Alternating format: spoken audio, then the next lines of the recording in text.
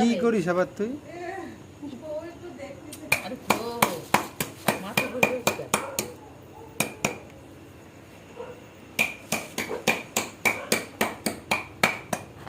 যেটারও দেখা ওই দিকে না, ওই দিক থেকে ওই দিক আটু আটু আটু বলা। হ্যাঁ হ্যাঁ নে আর আমি এখন স্নান করে আসছি। হ্যাঁ, এবার দুই ভালি দিতে।